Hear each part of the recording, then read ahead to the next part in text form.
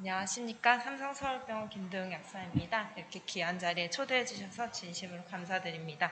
저는 안티코아귤레이션 서비스와 안티스롬보틱 스튜어십이라는 주제에 대해 발표를 준비하였습니다. 일단 항응고 치료 시장에서 도학이 꽤 많은 환자들에 있어서 와파린을 많이 대체하기 시작하기 때문에 항응고 약물 상담실 약사의 와파린 상담 업무에 대해서 간략히 소개하고 몇 가지 자료를 참고로 해서 좀 더 포괄적인 업무로 안티스롬보틱 스튜어십 개념을 적용해 볼 수 있는 자료를 소개하고자 합니다. 이러한 자료 공유를 통해서 항응고 약물 상담 약사가 나아갈 방향에 대해서도 생각해 볼 수 있을 것 같습니다. 우선 현재 삼성서울병원 항응고 약물 상담실에서 와파린 상담 업무를 어떻게 진행하고 있는지 간략히 말씀드릴 텐데요. 제가 지금 항응고 약물 상담실에서 와파린 상담 업무를 담당하고 있는데, 와파린 복용이 필요한 환자들에서 혈액 검사를 통해 와파린 약효를 확인하고 치료 범위 내의 약효를 유지할 수 있도록 용량 조절을 하고 있습니다. 와파린의 대표적 부작용으로 알려진 출혈에 대한 모니터링도 시행하고 상세한 복약 상담을 통해 환자의 복약 수능도 개선에도 힘쓰고 있습니다. 와파린을 복용하고 있는 환자가 항응고 약물 상담실에 등록되면 환자 차트 확인 후 기본적인 약물 교육을 시행하고 있고요. 이때 와파린과 상호작용이 보고된 병용약물 복용 여부를 파악하고 시기교육도 동시에 진행해서 안정적인 와파린 약효가 유지될 수 있도록 하고 있습니다. 또 진료일의 검사 결과에 따른 와파린 용량 조절 레포트는 교수님께 전달되도록 하고 있고, 약 처방 및 관련 검사 처방 입력 시에 참고할 수 있도록 하고 있습니다. 재원 중에 의뢰된 와파린 복용 환자들에 대한 상담 업무도 시행하고 있고요. 매주 2회 와파린 복용 환자들을 대상으로 하는 오픈 교육인 집단 교육을 진행해서 약물, 음식 상호작용이 많은 주의사항이 많은 약물인 와파린에 대해 환자들의 이해도를 높이기 위한 방법도 강구하고 있습니다.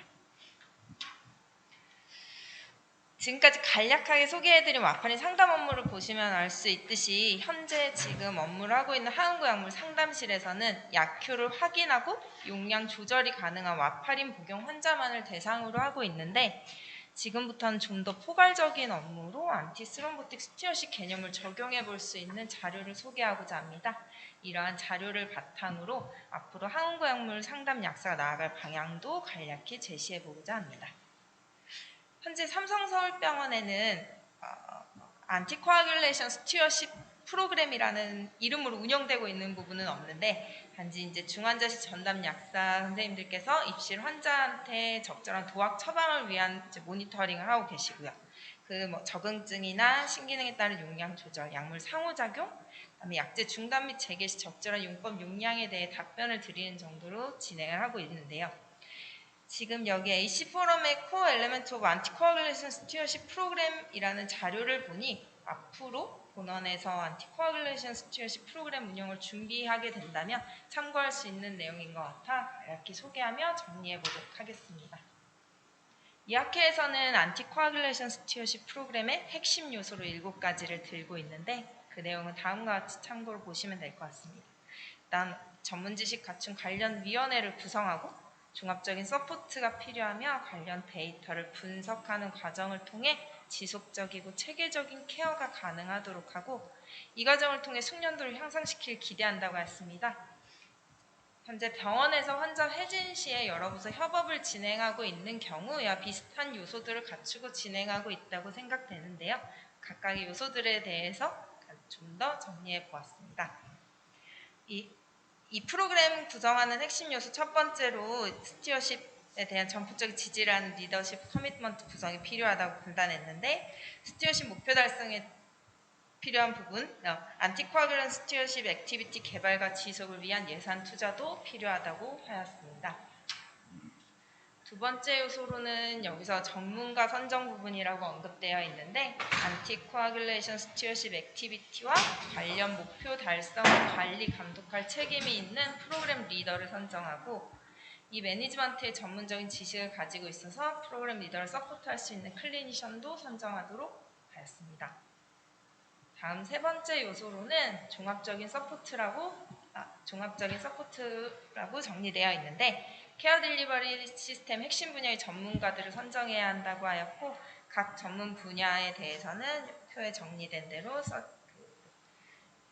의사 선생님들 외에 너싱, 파머시, 퀄리티 임프루먼트, 랩, IT, 데이터 애널리틱스 등의 분야를 언급하고 있었습니다. 또 위원회와 같이 스튜어십 프로그램의 개발, 이행 개선에 필요한 종합적인 제도도 마련해야 된다고 하고 있었습니다. 네 번째로는 데이터 수집 및 트래킹 분석을 시행하는 단계인데요. 안티코아귤레이션 스튜어십 활동 평가의 필수적인 장치 개발을 위해 IT와 데이터 분석 체계를 활용하도록 하고 프로세스 및 클리니컬 베네핏을 포함한 아웃컴을 추적해서 안티코아귤레이션 릴레이티드 케어의 세이프티, 이피커시 등을 평가하도록 합니다. 여기서 안티코아귤레이션 릴레이티드 케어로는 아래에 적혀있는 이런 가이드라인 준수나 그 외에 중요한 안티코아귤레이션 정보의 적절한 문서화 등 관련 내용을 참고로 보시면 될 것 같습니다. 또 프로그램 개선을 위해 매년 중요한 요소들의 프로그램 요소들의 수행 여부를 평가하고 그 내용을 안티코아귤레이션 스튜어십 프로그램 팀원들에게 피드백하는 과정을 만들어 놓도록 권장하고 있었습니다. 이 프로그램 핵심 요소 5번째로는 체계적인 케어 시행이라고 되어 있는데 이를 위해서 프로그램 기능, 항응고 치료 환자들 케어의 책임 및 역할 설정, 모니터링과 같은 안티코아귤레이션 스튜어십의 중요한 관점에 대한 정책을 세우고 이행하도록 한다고 하였습니다. 또 가이드라인을 설정하고 이행하도록 하는데 이때 그 VT 치료와 예방, AP 환자에서 스트로크 예방, 심장 판막, 수술 전후 항응고 치료 등의 임상 상황 등을 고려하라고 되어 있었습니다. 또 환자의 연령, 체중, 장기 기능 등에 따른 용량 조절, 불필요한 약물 중복이나 부적절한 처방에 대한 알람 등의 시스템을 갖추도록 하고 있었습니다. 이제 그 앞에서도 언급했던 지속적인 케어라고 하는 부분은 어쨌든 항응고 치료를 받는 환자에 대한 정보를 정확히 파악해서 치료 시작 시 안전하고 효과적인 항응고 치료를 받을 수 있게 표준화된 프로세스를 이행하도록 하고 안티코아귤레이션 매니지먼트 과정도 정립해 놓도록 한다고 하였습니다. 이 프로그램 상의 핵심 요소 마지막으로 교육을 통해 이해도와 숙련도를 높인다고 한 부분은 이 프로그램 팀원으로 구성된 분들은 교육을 통해서 전문적인 지식을 유지할 수 있도록 하고 환자와 케어기버가 어떤 상황에서든 항응고 관련 교육을 받고 이해할 수 있도록 하는 프로세스를 정립하도록 한다고 하였습니다. 지금 조금은 발표하면서도 좀 추상적인 부분이 있다고 하고 현재 병원 현실에 바로 구현하고 적용하기는 좀 어려운 부분도 있지만 이런 식으로 큰 틀을 정해놓고 안티코아귤레이션 스튜어십 프로그램을 구축하려 노력한다면 해당 대상 환자들에게 좀 더 선진적인 시스템의 치료를 제공할 수 있을 거라 생각됩니다. 마지막으로 안티스롬보틱 스튜어십 관련 연구 자료를 간략히 소개해 드리려고 하는데요. 이 연구를 보면 항혈전 치료의 이피커시와 세이프티에 있어서 안티스롬보틱 스튜어십 팀을 구성했을 때 그 효과를 주제로 봤습니다. 이 연구 1차 목적은 이번 시점부터 태어나 3개월까지의 기간 동안 한 번 이상의 출혈 에피소드나 혈전 생성 이벤트를 보인 환자의 비율을 비교하는 것으로 이제 프리 인터벤션 기간 12개월 동안 모니터링한 거, 그 다음에 그 팀을 구성해서 운영한 인터벤션 피리어드 동안 스롬보틱 블리딩 컴플리케이션, 랭스 오브 하스피털리제이션, 올코즈 모탈리티, 메디컬 코스트 등을 비교해 보았습니다. 이 기간에 그 프리 인터벤션이라고 분류된 환자들도 이번 기간 동안에 일반적인 약물 조정 및 상담은 진행하였고요. 약물 처방 감사 시스템, 지금도 운영되고 있는 시스템 비슷하게 유지하여 약물 상호작용, 용량 오류, 중복 처방, 금기 처방 등이 발생할 경우 알림이 발생해서 중재가 되도록 하였고 신기능에 따라 용량 조절에 필요한 약이 있다면 또 똑같이 처방 중재를 시행하라고 하였습니다. 스튜어십 프로그램 그 팀을 제대로 운영하고 있는 인터벤션 피리어드에서는 이제 안티 스롬보틱 팀 운영을 통한 관리를 받았는데 그 팀은 여기에 적혀 있는데 이제 이 팀의 구성원이 되어야 되는 부분들, 널스, 헤마톨로지스트, 파마시스트, 카디올로지스트 등 다양한 전문 분야들의 전문가들로 구성되도록 하였고, 이 팀은 이제 환자 교육 및 상담, 약사의 메디케이션 리뷰, 가이드라인 기반으로 한 안티스롬보틱 세라피 가이드라인 준수, 약물 조정 등을 수행하였다고 하였습니다. 안티스롬보틱 인터벤션 구체적인 내용은 참고로 보시면 될 것 같은데, 여기서 이제 약사들은 신기능, 체중, 연령 등에 따른 용량 조절 여부나 중복 처방 여부, 약물 상호작용 및 금기사항 확인, 수술 전 브릿지 세라피 등의 메디케이션 리뷰 등을 같이 수행한다고 하였습니다. 약사 업무에 대해서 이 메디케이션 리컨실리에이션도 같이 참고로 보시면 될 것 같은데, 이번 시에 VK 세라피 인디케이션이나 타입, INR 수치 등을 확인하고, 퇴원 시에는 도악, 로몰리큘러 웨이트, 헤파린 등 모든 종류의 항응구 약물에 대한 상담을 진행한다고 하였습니다. 이 논문의 결과를 보면 이제 출혈 정도나 입원 기간, 출혈 정도나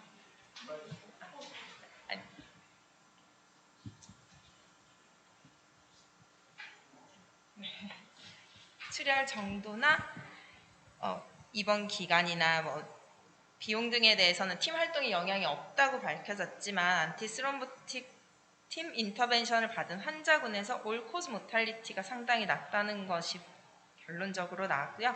따라서 이러한 이 팀 활동이 항응고제 복용 환자에 있어서 한 번 이상의 출혈 에피소드나 혈전 생성 이벤트를 보인 환자 비율을 감소시킬 수 있다 하였고, 이 논문에서 언급하고 있는 이 안티스롬보틱 팀 활동의 구체적인 부분을 근무하는 병원에 적용해 보는 것도 좋겠다는 생각이 들었습니다. 지금 앞에서 말씀드린 동일 데이터를 가지고 안티스롬보틱 스튜어십이 안티코아굴레이션 가이드라인 준수에 미치는 영향을 주제로 한 것도 참고로 정리 같이 해보았는데, 이 연구에서는 이제 이 팀 활동을 통해서 안티코아굴레이션 가이드라인 준수 비율을 좀 비교해 보았습니다.